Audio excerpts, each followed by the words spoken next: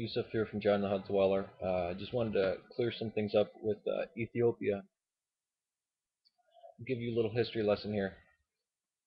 Ethiopia had the message of Christianity coming down to it for ever since the eunuch, and there's a following tradition. But there was a time when also, because Ethiopia is a big country, um, the actual king of Ethiopia, there was two guys that wound up getting stranded, and this was about the 4th century on their way from India to Constantinople or Rome, and because of course India, Bactria was a Christian kingdom at one point. They crashed on the shores of what was the larger Ethiopian empire, and the Ethiopians took to Christianity very quickly. Uh, Over the years, the Ethiopians had the same struggles with the councils as others did, and they kind of wound up getting after the rise of Islam. They wound up getting cut off. So, I mean, even there was even stories about Prester John, who was a Christian king uh, from Black Africa, who have come to save them from the Muslims.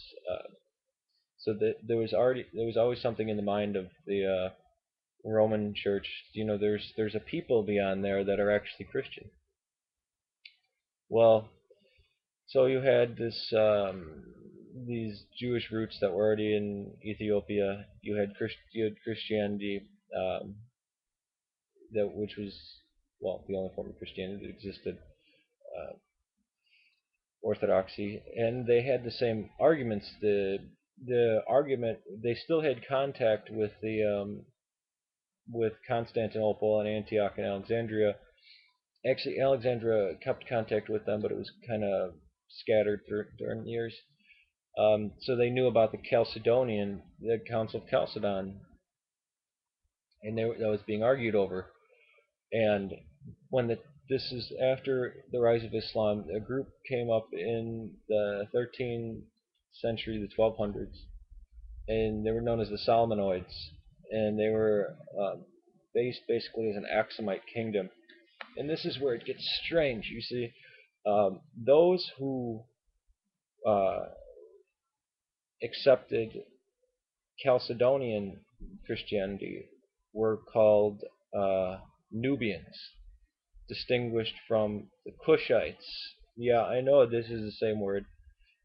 This is how the distinction is made. They were both black groups, but the Aksumite or Cushites tended to be.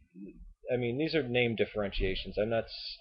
At one point, they meant all of people of Ethiopia, but these are just the differentiations that they used for political reasons, and they have had different meanings in the future, and they've had different meanings in the past.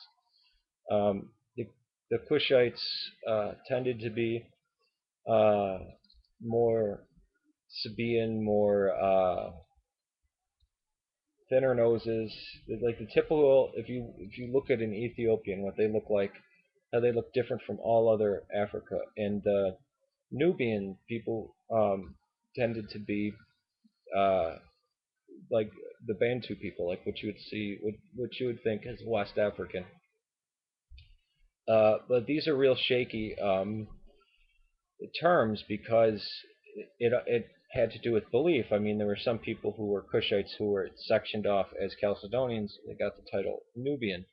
Uh, of course, looking back though, uh, well, the Solomonids slaughtered all the Chalcedonian Christians, so they were gone, and you just have the Oriental Communion down there, which wound up embracing Monophysitism, even though it was rejected throughout the other parts. There was a strong pocket of Monophysites, and they actually proceeded for a very long time. Uh, and it's just a very interesting history. It's very funny. I think it's hilarious that we can claim that Bob Marley was the same religion as me when he died. I get this thing going on with my hair. Please don't. I hope it doesn't distract you. Um, because he was converted to the Ethiopian Orthodox Church before he died.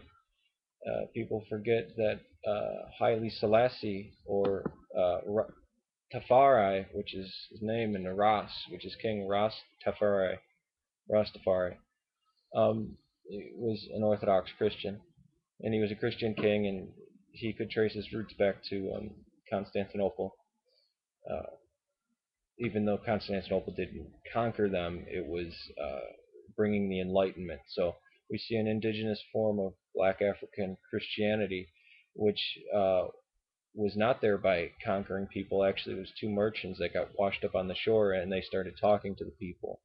And the Jews were recognizing the names, and they already had Christian contact. So the indigenous form of Christianity in Africa is Ethiopian Orthodox. There is another form of Orthodoxy there. Oh, and of course the Patriarchate of Alexandria.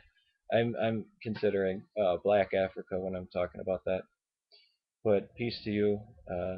Some of the oldest churches in the world are in Ethiopia, and it's sad because after the Communist Party, now we have a very militant form of Islam, and many Ethiopians are now fleeing to Italy for safety. It's a very sad situation. And you've got Darfur right across the border. Peace.